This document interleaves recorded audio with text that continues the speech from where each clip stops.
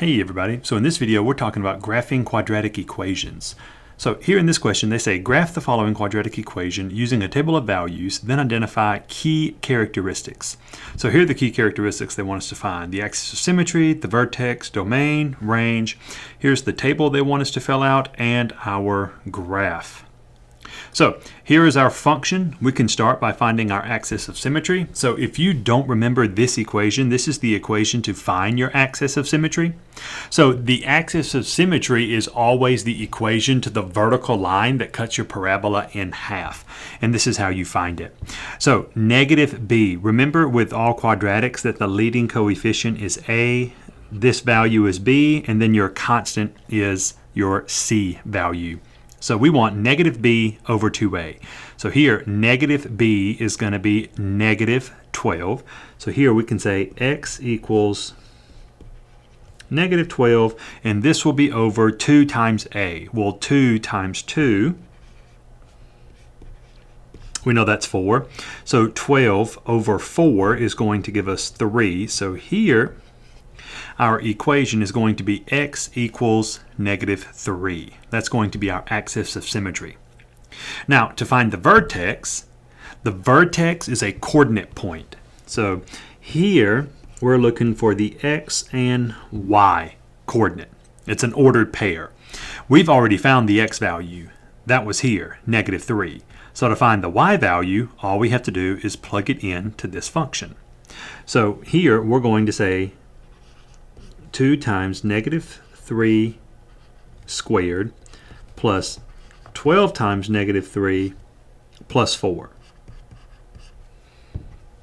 All right, so with this information, we can just type this in as is on our calculator.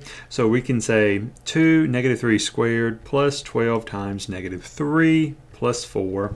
And our answer here is going to be negative 14. So that's our x and our y. So we know at negative 3, that value is going to be negative 14. And to find the other values in the table, we would just plug these numbers into our expression.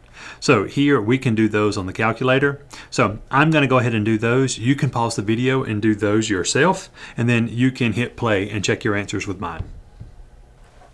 So using this table of values, that is going to help us plot our quadratic here.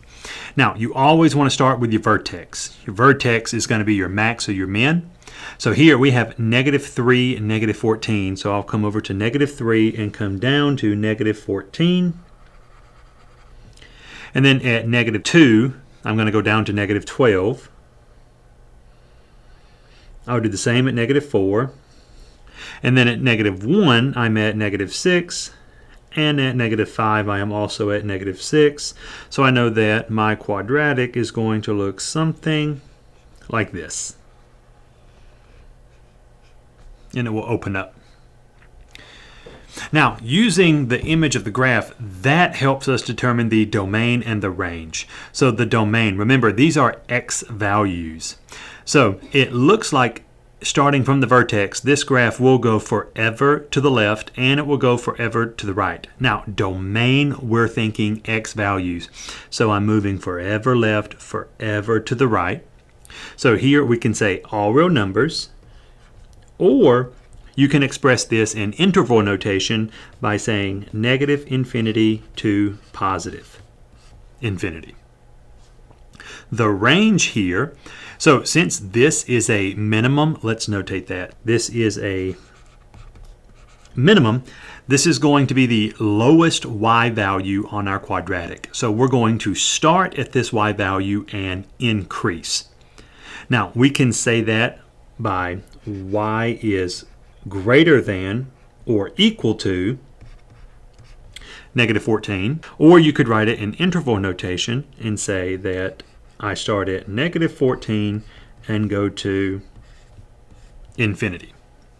Now, it's really going to depend on what your teacher wants. You would not say both. You would not say y is greater than or equal to 14 and also write it in interval notation, unless your teacher wants inequality and interval notation. Normally, either one of these will suffice as the correct answer.